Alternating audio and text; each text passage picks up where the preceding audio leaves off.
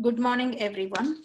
I am Akshada Hande, a third year PhD student at University of Texas Arlington, working with Dr. Kroll. Today, I will be discussing our current project, that is thermal decomposition of PSC20 under hydrogen atmosphere. I will start briefly discussing the motivation behind this project. I will also explain the synthesis and analysis conditions used in the study, and then show some interesting result of TGA under both atmospheres used in the study. As we all know, the critical step in the synthesis of PDC is thermally induced decomposition of pre-ceramic polymer, in which organic moieties are released, followed by a structural rearrangement that eventually leads to formation of the final ceramic. That's why it's very important to study this polymer to ceramic transformation in detail. The best suitable method to study this transformation is TGA. A model TG curve for Ceracet is shown here. Room temperature to 300, which is cross-linking region, very negligible mass loss is seen. Most of the mass loss is seen in the pyrolysis region where major chemical transformation happen. So I'm doing these TGA studies for PVZ20 Ceracet polymer, as it is mostly used polymer precursor for SiC and ceramics. Also, it is commercially available. The main aim of my study is to explore the reactive atmosphere during this pyrolysis region, as it impacts the chemistry and composition of resultant ceramic. We cross-linked the polymer before we do the TGA. As I already said, we are using PSC20 polymer, which has SiN in its backbone, and then each silicon is attached to methyl group. Then 20% of silicons are attached to vinyl group and 80% silicons are attached to hydrogen. We do the cross-linking using radical reaction, where dicumyl peroxide is used as radical initiator. This reaction is carried out at 250 degrees Celsius for 4 hours in the oven. At the end of reaction, we get hard solid, which we ball mill to get the fine powders. And these powders are then analyzed using TGA. For TGA experiments, we use the same temperature profile, only the heating rate and atmosphere used is changed. The N and H represents the atmosphere as 100% nitrogen or 3% hydrogen, 97% nitrogen, which I will loosely refer to as 3% hydrogen or just hydrogen in my next slides. So here I show the results for TGA under nitrogen as well as hydrogen. The red curve here are for the TGA under hydrogen atmosphere, and blue are for the TGA under nitrogen. It's very interesting that even though we are using just 3% hydrogen, but we always see that when we use the hydrogen, we have lower mass loss than in any of the heating rate used in nitrogen atmospheres. Let me show these results in detail on my next slide. These are the TG curve done under nitrogen with different heating rate.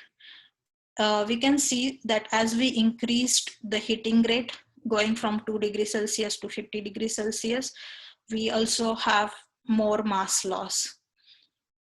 And these mass loss is mostly changing after 650 degrees Celsius.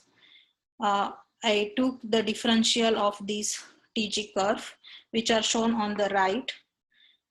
So each TG curve show 3 peaks, which we call as processes.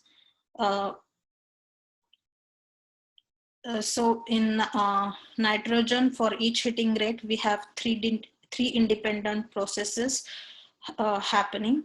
And again, as we increase the heating rate, these processes shifts toward higher temperatures.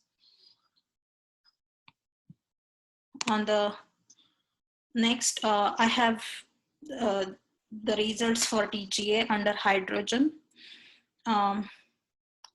Here we first did the extreme heating rates, that is 2 degrees Celsius per minute and 50 degrees Celsius per minute. And we also did for 20 degrees Celsius per minute. But we observed that irrespective of heating rate used, we almost every time get the similar TG curve. So the mass loss is independent of heating rate. I did the differential for these TG curves as well. And similar to nitrogen, here again, we observe 3 independent processes going on, but these are not as distinctive as seen in the nitrogen atmosphere. But as nitrogen, here again, as we increase the heating rates, these processes are shifted towards higher temperature. So we saw that in hydrogen atmosphere, we have lesser mass loss than in nitrogen atmosphere. In nitrogen atmosphere, as we increased the heating rate, the mass loss was also increased, whereas in hydrogen, mass loss appears independent of the heating rate. In all the experiment, at least 3 processes are observed from DTG curve, and these processes shifts towards higher temperatures with higher heating rate. So with these observation, we formed a hypothesis that hydrogen impacts the early stages of ceramization, with consequence that fewer small SI containing moieties evolve. So my next plan is to reproduce the data in furnace under 100% hydrogen atmosphere and see if hydrogen really have the effect on the mass loss. Then we would also like to do some kinetic studies using this experimental data. I already have started with nitrogen, and now my plan is to do these alpha T curves for hydrogen data as well. And using these alpha T curves, we will do the determination of activation energies with Friedman isoconversional method. Thank you.